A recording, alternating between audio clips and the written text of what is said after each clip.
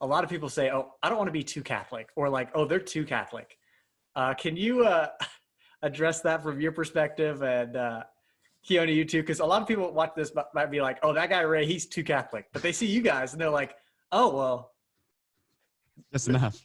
Yeah. A lot of it was, what am I going to have to let go if I become too Catholic? I don't want to be too Catholic because then I can't love basketball like I love.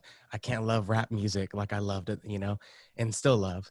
And I can't love the shows that we like to watch, or my the sports that I like to watch. Whatever it was, I had to let go of so much stuff. So what I'm going to do is I'm going to go to mass. I'm going to be Catholic and let people know about it, but I'm not going to surrender my entire life to living out my faith, because then I have to let go of all those things that I felt God was going to take away, which we know obviously God just perfects them in our relationship with them. But that was really hard because, I saw my dad making all these changes, and we're so used to living this certain life. And now you have to say, well, are you willing to give up the things that you're attached to? And that's for us, in living a certain life and being at that age. I was in high school. I was like, I don't think I'm ready for that. And so that part of that being too Catholic was just, I'm not ready to let go of the things that I feel like God will take away if I dive into my faith, when in all reality, it's the exact opposite. He's given us way more than we can imagine. Just the fact that we're even having this episode right now, and just meeting you and having a podcast with my family is just, I would have never even guessed if I was just hanging on to my sports team and rap music, We're here today with the guys from Priest Prophet King that have an amazing YouTube channel, and you have to subscribe. The reason you have to subscribe is because it's a father and two sons talking about changing the culture from within, bringing it back to Catholicism. When I found them on Instagram, I was blown away, because I've always been like, man, I walk into a church and there's a mother and two sons, a mother and their children. There's never the father there. Almost never. Obviously there's dads they're representing, right? But it's such a tragedy to see the male father in the family not leading the faith. And here we've got John, who's an awesome Catholic speaker, leading his family in faith, so much so that his sons that are in their 20s are on fire for the faith, and they have a podcast together. So guys, great to have you on. Yeah, thanks for having us. Thanks for having us. Yeah, we appreciate it. Thanks, Ray. You hit the nail on the head, brother. We got a man problem. We do. Sure. Look, let's be real. You guys are normal looking, good looking guys. Like, how'd you guys stay Catholic Appreciate and still that, like Ray. ballots? Of course, Appreciate of that. course. Like, I'm sure a lot of my viewers were like, wait, what? These guys are Catholic? No, and they're like, are they really Catholic though? Yeah. Are they? Yeah, I get what you're saying. What's been the greatest thing that you've gained by practicing your faith and really being all in for Jesus?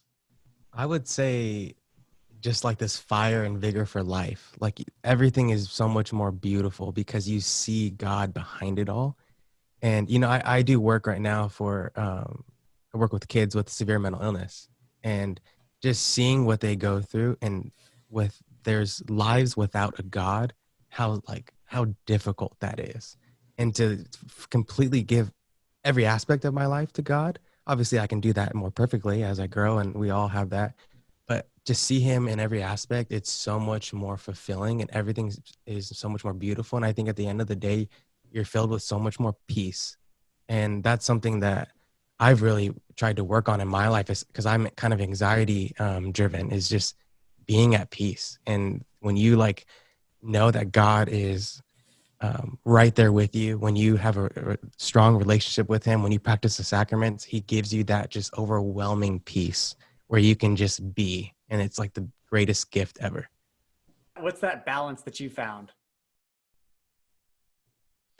I think it's just being temperate, because there's nothing wrong with a lot of those things, right? They give pleasure because God, wants to move your emotions a certain way, and there's a good in them, something virtuous. Like we all know, like without sports, I would have half the virtue that I have now, because of the sports team and the grind and the rigor that my dad was talking about. You got to work, and so my love for sports wasn't necessarily bad. It's when they became the end in and of themselves.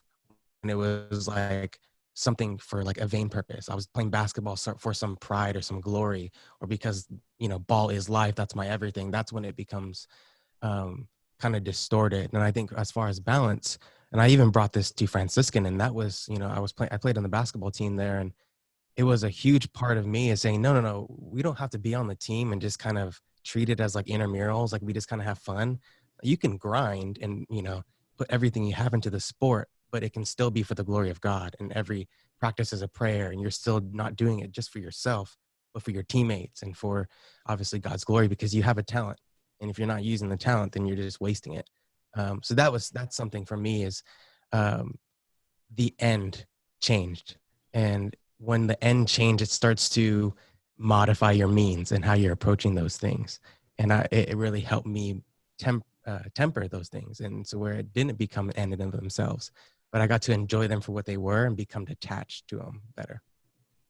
Man, I like that. That is so good. So what would you guys say if someone came up to you and they were like, I don't want to be too Catholic? What would be your response? Because I know a lot of people that their mom was so into like, being all this church, going to church all the time and all this stuff, and they're like totally turned off to it.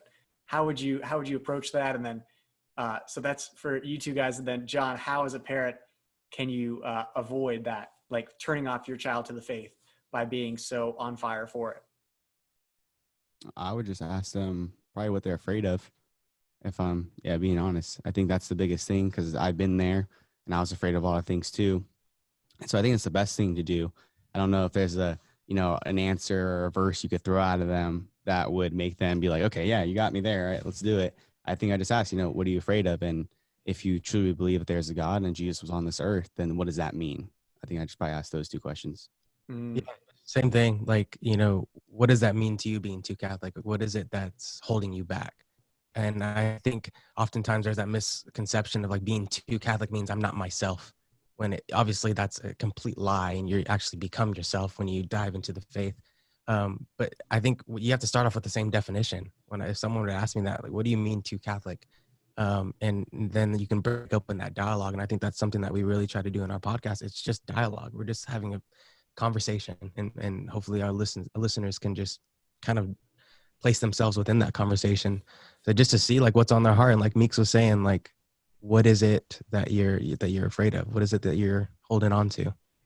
So I remember a close family member once said to me as I was coming back to the faith, not everybody's fanatic about the faith like you are.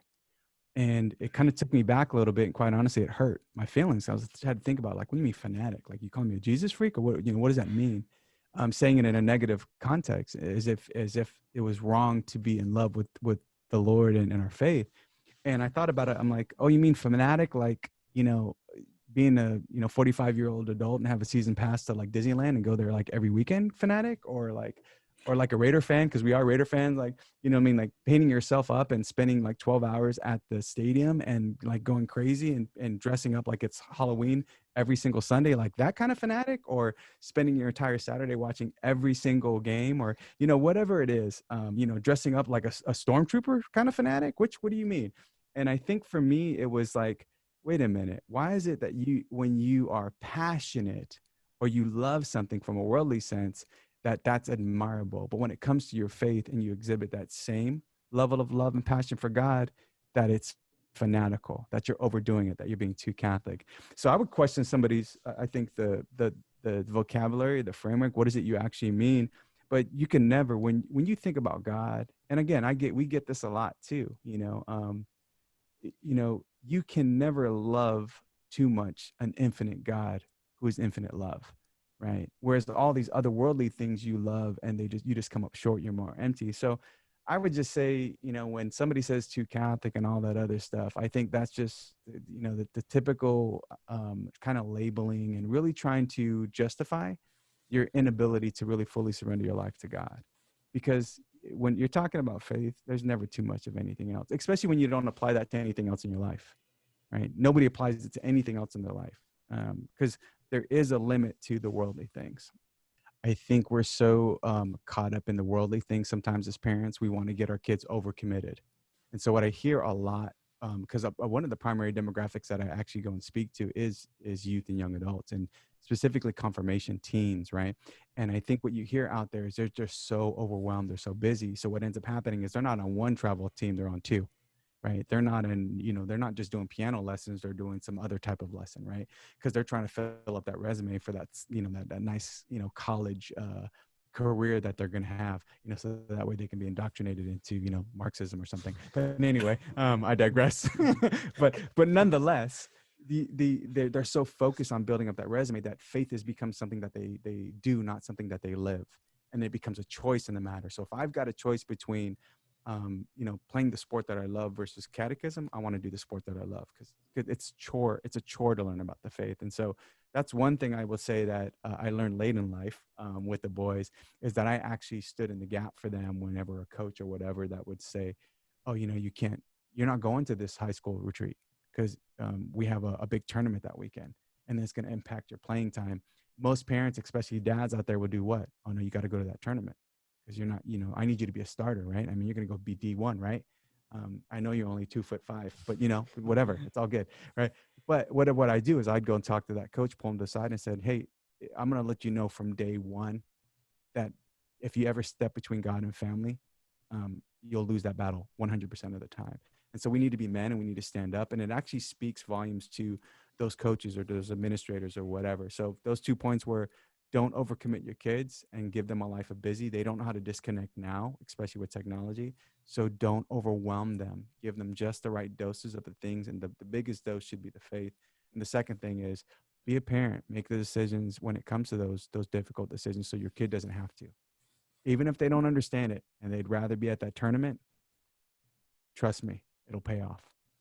How did you guys think of this YouTube channel and getting each other together to do a podcast? Oh, well, I had, I go to Franciscan, and I remember I was in Trinity, for people who know that. I was in this Trinity Chapel, which is one of the dorms. And I think for some reason, Priest, Prophet, King kept sticking with me, just that term itself. And I knew our call for baptism and all these kind of things, those 3 offices and how Jesus fulfilled those. My dad's been having podcasts. And then me and Keoni are like, dude, why don't we try it? Like, it's just fun, you know? I mean, there's not too many people that will see it. So, you know, we can't embarrass ourselves that much. And so we did it. And they're like, this is sick. Why don't we do one? And then I had a name. I was like, wait a second, there's 3 of us, Priest, Prophet, King. Let's just roll with that. And so we already had a logo and a lot of these things. So I felt like it just fit. And we're like, this is fun. Let's just keep doing it and see where it goes. So have you guys done the St. Joseph consecration? Yep. Isn't it awesome? It is. And we'll do the same one coming up to end on obviously the solemnity on March 19th. So when Father Calloway first came out with it, you know, I connected with him. I brought him back on my podcast. We hooked up and we did that first consecration with his book. And so we do an annual Marian consecration. And now that we have a book that actually does it, we'll do an annual St. Joseph consecration. It's a game changer, isn't it? Amazing. You have the book, right? You have Father Calloway's book?